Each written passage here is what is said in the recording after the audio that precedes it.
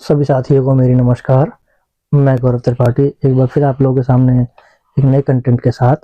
तो सबसे पहले तो आप लोगों को मैं धन्यवाद देना चाहूँगा कि इतने कम समय में आप लोगों ने मुझे 500 प्लस सब्सक्राइबर दिए। मतलब लास्ट वीडियो जो मैंने आपसे रिक्वेस्ट करी थी कि मेरे 500 सब्सक्राइबर होने में 15-20 सब्सक्राइबर कम हैं, तो आप लोगों ने बढ़ चढ़ कर सब्सक्राइब किया। आज आप देख सकते हैं कि मेरे पास कितने सब्सक्राइबर हैं। तो मेरे पास तो वर्ड्स ही नहीं है आप लोगों को धन्यवाद करने के लिए, फिर भी आप लोगों से एक बार हाथ जोड़ के बहुत बहुत धन्यवाद करता हूँ। तो चलिए आज शुरू करते हैं फिर एक नए कंटेंट के साथ। तो आप लोगों ने थंबनेल में तो देख ही लिया होगा कि आज का हमारा टॉपिक क्या है। आज का हमारा टॉपिक है एसएससी से रिलेटेड जितने भी टाइपिंग टेस्ट और कंप्यूटर टेस्ट होते हैं उनके बारे में जितने आपके सवाल के जवाब हैं वो सब दिए जाएंगे। अगर बाई चांस एक दो क्वेश्चन छूट जाते हैं तो आप कमेंट बॉक्स में मुझसे पूछ सकते हैं, या फिर टेलीग्राम पर मेरे एक ग्रुप है उसमें आप मुझसे ऐड हो सकते हैं। उसमें सभी सवाल के जवाब मैं हैंड टू हैंड देता हूँ। तो देखिए शुरू करते हैं हम आज ये टॉपिक की एसएससी के अंदर टाइपिंग और कंप्यूटर टेस्ट का क्या महत्व है और कैसे कैसे इसको लिया जाता है, कैसे इसको कंडक्ट कराया जाता है। ठीक है, तो शुरुआत करते हैं हम लोग एसएससी सीजीएल। देखो ये क्या, एक पहला क्वेश्चन ये है कि क्या ये कंपलसरी है। तो देखिए कंपलसरी ये किसी में है किसी में नहीं। तो अब हम सीधी सीधी बात करते हैं कि जो हमारा सीजीएल का एग्जाम होता है, तो सीजीएल में ये दो तरह के एग्जाम होते हैं इसके कंप्यूटर के। एक को बोलते हैं डीईएसटी, एक को बोलते हैं सीपीटी। डीईएसटी मतलब डाटा एंट्री स्किल टेस्ट और सीपीटी का मतलब होता है कंप्यूटर प्रोफिशिएंसी टेस्ट। तो सीपीटी के अंदर तो क्या ये सिर्फ टाइपिंग, मतलब आपका डेस्क के अंदर सिर्फ ये टाइपिंग होती है। टाइपिंग इसकी स्पीड जो है 27 के आसपास होती है। 27 वर्ड पर मिनट की लिमिट देनी होती है आपको, और जिसको एक्स्ट्रा टाइम मिलता है उसको छूट भी मिलती है और कुछ टाइम एक्स्ट्रा मिलता है, वो आपके हम आगे चर्चा करेंगे।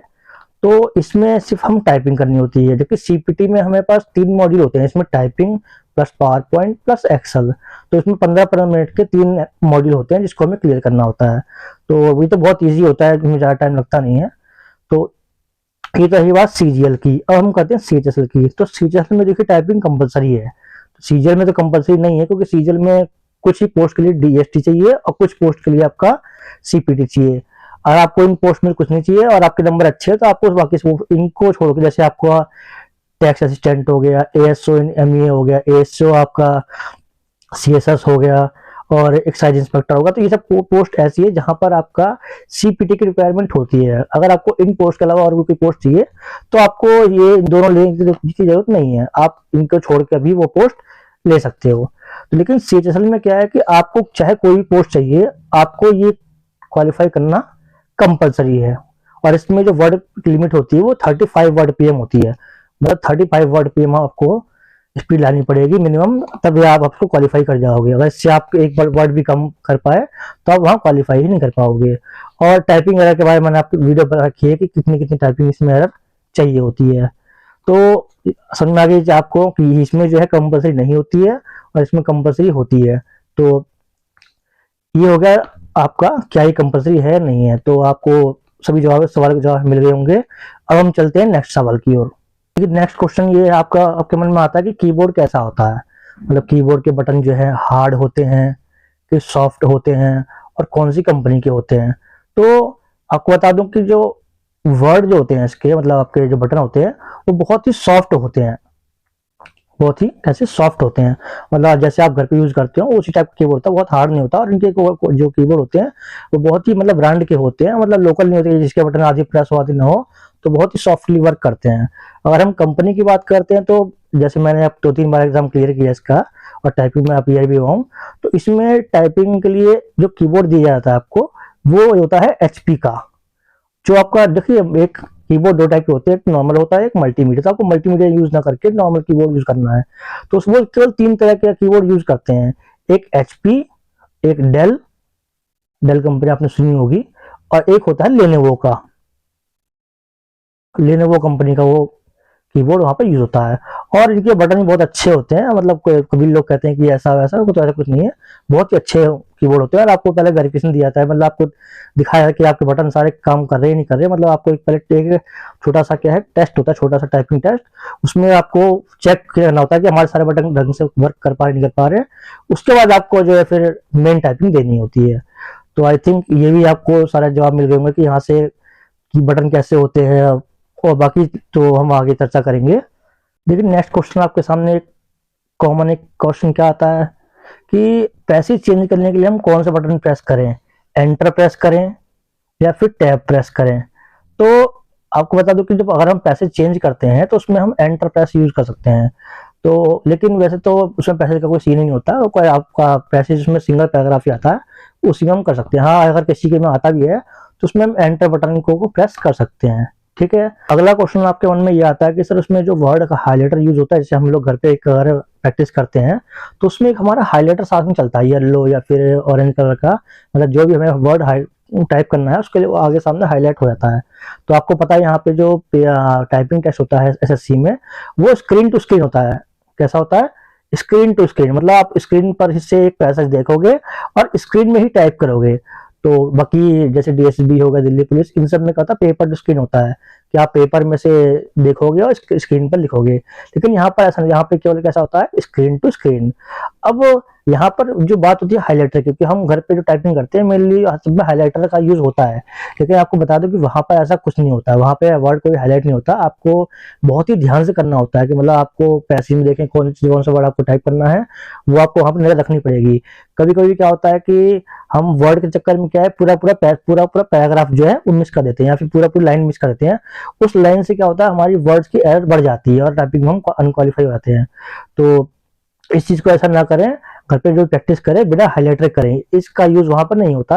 आपको नॉर्मल अपने पैसेज को देखकर टाइप करना होता है, तो इस चीज का वहां पर ध्यान रखें। ठीक है, तो अगला क्वेश्चन आपके सामने एक ये होता है कि उसका लेवल कैसा होता है, क्या उसमें स्पेशल कैरेक्टर होते हैं?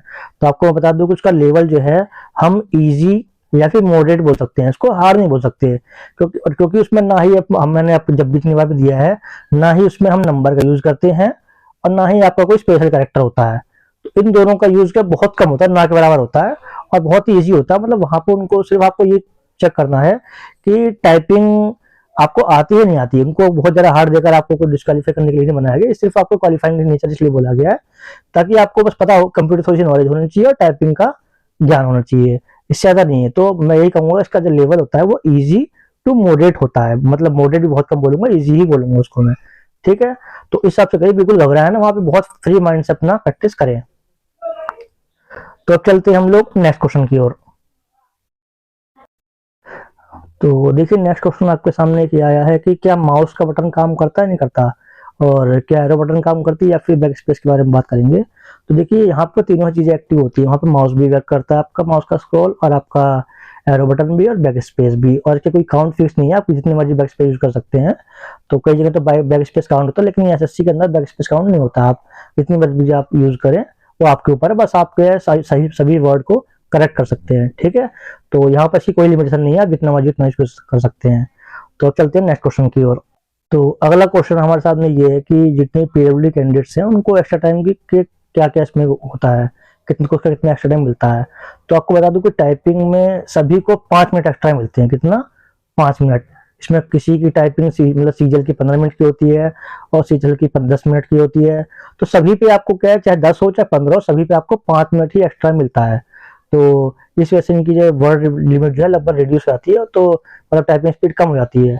तो देखो कुछ लोगों को ये टाइम एक्स्ट्रा अपना आप मिल जाता है, जैसे आपको जो अगर कोई बहुत हार्म अफेक्टेड होगा, या फिर वो सेरेब्रल पैल्सी जिसको हम शॉर्ट में सीपी बोलते हैं, या फिर आपका ब्लाइंड जिसको वीएच बोलते हैं, तो इन तीनों कैटेगरी को छोड़ के बाकी किसी को अगर एक्स्ट्रा टाइम चाहिए तो वो जाके अपने इमीडिएटर को इन्फॉर्म करेगा, वहां पर अपना एक एक्स्ट्रा प्रोवाइड करेगा, तो वो एक्स्ट्रा टाइम उसको देंगे, अदरवाइज नहीं देंगे। तो ये चीज यहाँ पर देखी जाती है कि मतलब सिर्फ इन तीन कैटेगरी को अपना एक्स्ट्रा टाइम मिलता है, बाकी किसी को नहीं मिलता। और सीपीटी में भी आपको एक्स्ट्रा टाइम मिलता है, मतलब जब कुछ लोग बोलते हैं सीपीटी में मिलता है, सीपीटी में मिलता है, लेकिन अक्सर जो इन्विजिलेटर को उनको पता नहीं होता, तो उनको आगे इन्फॉर्म करना पड़ता है कि सर हम ऐसे कैंडिडेट्स हैं और हमें 5 मिनट एक्स्ट्रा चाहिए, तो वो देते हैं। तो वैसे तो वहां पर बहुत ही रफ काम होता है, बहुत मतलब उसमें ऑटोमेटिक था तो टाइम चलता नहीं है, तो आप 5 मिनट की जगह 7 मिनट भी एक्स्ट्रा कर सकते हो, उसमें कोई दिक्कत नहीं है। ठीक है, अब चलते हैं नेक्स्ट क्वेश्चन की ओर। तो अगला सवाल हमारा ये है कि फाइनल सबमिशन कैसे होता है। देखो ये नहीं है कि सिर्फ आपको टाइपिंग करके आ जाना है, तो सबसे लास्ट में जो आपका एक वहां पे वेरिफिकेशन होता है, मतलब जब टाइपिंग खत्म कर देंगे तो लास्ट का आपको 3 मिनट, कितना 3 मिनट आपको मिलेगा सिर्फ और सिर्फ अपने आप को वेरीफाई करने के लिए। और उसमें क्या होगा, आपका मदर का नेम आएगा, मतलब आपकी मदर का नेम आपको उसमें टाइप करके उसमें फाइनल सबमिट करना पड़ेगा। और अगर जिसने भी ये गलती कर दी, कुछ लोग क्या इसको इग्नोर कर देते कि ये तो हमारी है ही नहीं, तो जिसने भी ये कर दिया उसका टाइपिंग चाहे कितनी करके आया उसको डिस्क्वालीफाई कर दिया जाएगा। तो इस चीज को जरूर ध्यान रखिए कि फाइनल सबमिट करने से पहले आपको 3 मिनट के लिए एक वहां पे डेस्क खुलता है, उसमें क्या है आपको मदर का नेम टाइप करके, जो आपका एडमिट कार्ड पर मदर का नेम होगा वही टाइप करके आपको ओके का बटन दबाना पड़ेगा, तभी आपका फाइनल सबमिट होगा। उससे पहले सबमिट नहीं होगा और आपका जो टाइपिंग का जो मॉड्यूल है पूरा पूरा डिस्क्वालीफाई कर दिया जाएगा। तो इस चीज को आप ध्यान रखें। कई मैंने जब टाइपिंग दी थी तो कई बच्चों ने गलती करी थी, उनको पता नहीं था कि ये कंपलसरी है नहीं, तो ये 100% कंपलसरी है। इसकी वजह से आपका जो है पूरा पूरा टाइपिंग का एग्जाम पूरा डिस्क्वालीफाई हो जाएगा। तो ऐसी गलती ना करें। सबसे लास्ट की स्टेप को यही आपको क्या है वेरीफाई करना है। तो मदर का नाम भी आपको कैपिटल में लिखना होता है उसमें, और जो आपका एडमिट कार्ड में सेम वही लिखना होता है सरनेम के साथ। ठीक है, तो आशा करता हूँ आपके टाइपिंग के से जुड़े सभी सवाल के जवाब मैंने दे दिए हैं। और जिस मान लो बाई चांस एक दो गलती रह गई हो या फिर एक दो क्वेश्चन छूट गए, तो आप आपका कमेंट बॉक्स में आप मुझसे पूछ सकते हैं, मैं उसका जवाब जो है हैंड टू हैंड आपको वहां दे दूंगा। तो बाकी जो भी लोग पीडब्ल्यूडी कैंडिडेट्स हैं उनके लिए मैंने ग्रुप बना रखा है, आप वहां पर मुझसे टेलीग्राम के डिस्क्रिप्शन बॉक्स में मेरा लिंक दे रखा है ग्रुप का, उसमें आप ऐड होकर मुझसे पर्सनली पूछ सकते हैं। जैसे आपका डॉक्यूमेंट वेरिफिकेशन में क्या क्या डॉक्यूमेंट लगते हैं, ठीक है, टाइपिंग में, एग्जाम में कोई भी आपको दिक्कत हो आप मुझसे वहां पर पूछ सकते हैं। तो अब नेक्स्ट वीडियो मुझे किस कंटेंट में बनानी है ये भी आप मुझे आप कमेंट बॉक्स में जरूर बताइएगा, तो मैं उस पर पूरी कोशिश करूंगा आपको सही है पूरी जानकारी देने के लिए। तो जिसने भी चैनल मेरा सब्सक्राइब ना किया सब्सक्राइब कर ले। तो मिलते हैं नेक्स्ट वीडियो में नए कंटेंट के साथ। नमस्कार।